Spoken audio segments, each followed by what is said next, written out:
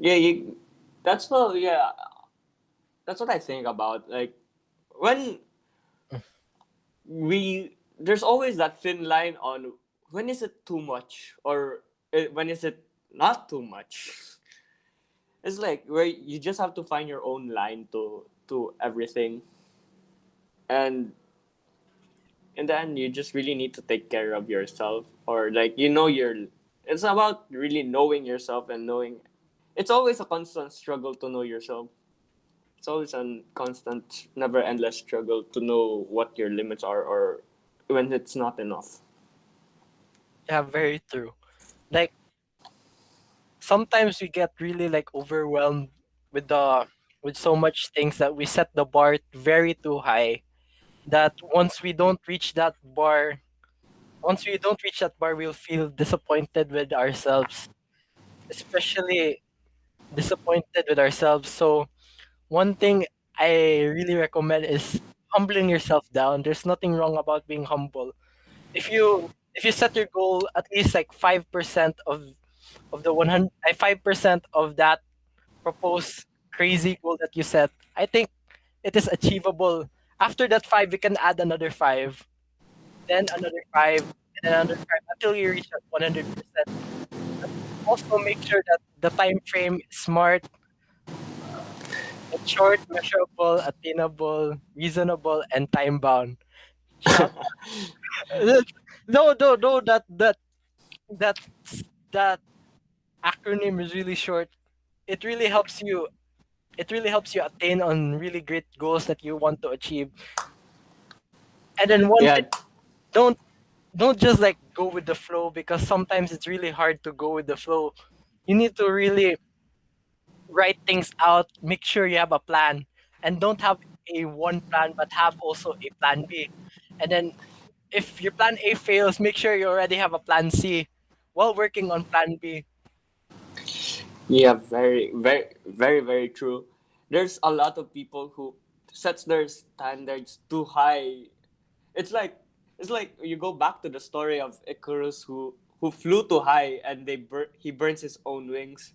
So you could also put that you should take baby steps, like slowly but surely you reach to the point you want to reach. Because if you, it's like okay, you're climbing up a stair, then if the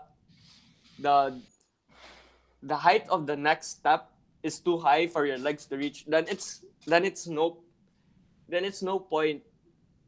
So sometimes you just really need to take it really slow, and eventually you really reach to the point that you want to reach. So sometimes there's really people try to think about crazy dreams and stuff. And I'm not saying that having crazy dreams or stuff like that is really bad and all, but it's good because it motivates you to do something that's actually fruitful depending on the dream.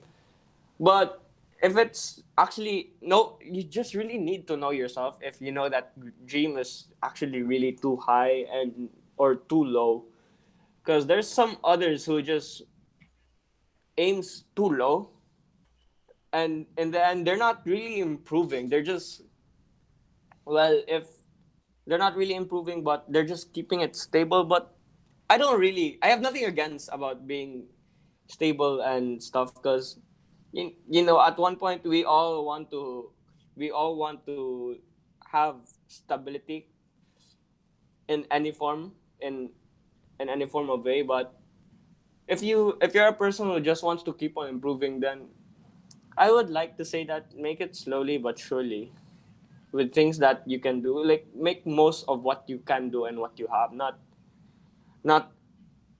it's like trying to tell a fish to walk. You can't make a fish walk. You should just tell the fish to swim deeper or swim faster, Yeah, something like that. because if you like at least not try, but do your like somewhat just doing it. Don't try, but doing it, because if you add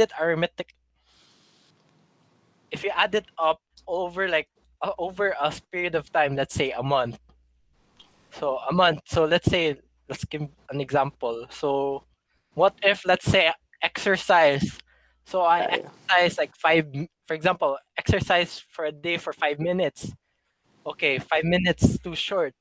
You say it's too short, but if you add it up in times it by 30, which is 30 days, you already have at least 2.5 hours of exercise and then within a month. And then Yeah. that, and then comparing it to not having exercise at all is a really great improvement. Okay, let's say again the five. What if like you add another five more, so you get 10 minutes. 10 minutes. That's already 100% up, which is 200 minutes or 3 hours of 3 hours of 3 plus hours of Yeah. exercise. Sorry, my math's Yeah. wrong. Sure. 300, like 300 minutes. So you have like five Five hours of. hours. 5 hours of exercise, and then like comparing that five 5 hours and not having 5 hours, that's a really big jump already from 0 to 500. And then like and then sometimes we get to over push and I not overwhelmed but overconfident with ourselves because our ego's really high. So what if you say you do it like, okay, I'll do exercise, like I'll do it like I'll do this for one day. What happens on the next day? You get tired, then you don't Yeah. feel like it on the third day. On the fourth day, you don't feel like it. So that's really like a big improvement. Small baby steps, but however, if you add it all over in a period of time, then there's a really big improvement.